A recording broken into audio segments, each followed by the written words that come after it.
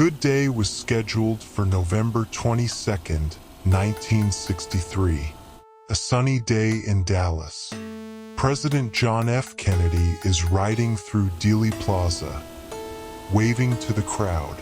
Then, bang! The world changes forever. 3 shots, chaos erupts, and America loses its leader. But what happened next wasn't just history. It was a controversy. Let me break it down for you. The official story, it's what they call the magic bullet theory. According to the Warren Commission, 1 bullet, just 1, went on a wild ride. It didn't just hit President Kennedy. Nah, it hit Texas Governor John Connally too. The bullet went in, changed direction midair, tore through Kennedy's back, popped out his throat, did a U-turn, then hit Connally in the chest, smashed through his wrist, and ended up in his thigh. Oh, and the kicker. They found the bullet almost perfectly intact on a hospital stretcher, clean as a whistle. Come on now. But here's the issue. If more than 1 bullet was involved, that meant more than 1 shooter. And if there was more than 1 shooter, the idea of a lone gunman, Lee Harvey Oswald, fell apart like a house of cards.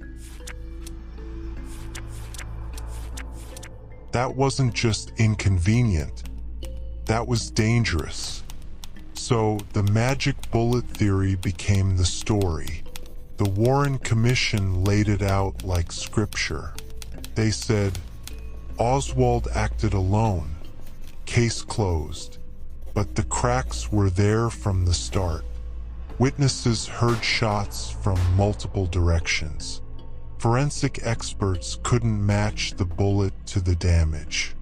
And Oswald, he never got his day in court. Enter Jack Ruby, a nightclub owner with underworld connections, who just happened to take him out before he could talk. Convenient, right? Now, let's talk about the part they don't like to discuss. The grassy knoll. A whole lot of people in Dealey Plaza swore they heard shots from that direction. But, officially, those reports were dismissed. Echoes, they said. Confusion. Witnesses got ignored. Evidence got shuffled. And suddenly, the narrative got real simple. It was Oswald. It was Oswald alone. No loose ends. No questions. But let's be honest. The magic bullet theory? That's science fiction. No bullet behaves like that. So if the official version has holes, then what's the truth? Who had the most to gain from Kennedy's death? Well, follow the money, follow the power, and follow the fear of change. For the CIA, Kennedy's presidency was a problem. He planned to pull the U.S. out of Vietnam, a war that would have lined the pockets of defense contractors, military leaders, and intelligence operatives. We're talking billions in contracts, weapons, resources, gone overnight. But it wasn't just about money. Kennedy had an even bigger target in his sights. The CIA itself. The Bay of Pigs was the turning point. A botched invasion, an international humiliation. And JFK knew exactly who to blame. He called the CIA out, vowed to tear it down, and rebuild it from scratch. In his own words, He wanted to splinter the CIA into 1,000 pieces and scatter it to the winds, and to an agency built on secrecy and unchecked power. That wasn't just a threat, that was an act of war. And the Mafia, they had their own score to settle. In 1960, Joe Kennedy, JFK's father, allegedly struck a backroom deal with the mob. They'd deliver Union votes, shift key states, and ensure JFK made it to the White House. In return, the Mafia expected protection.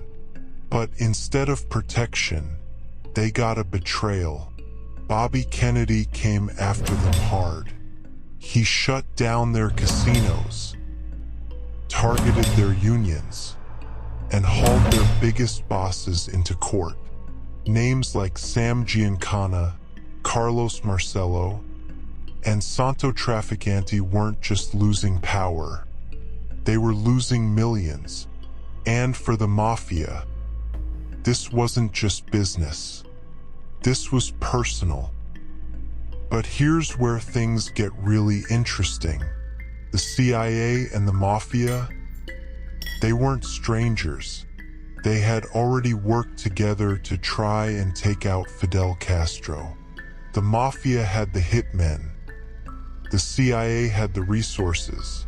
And together, they had the motive.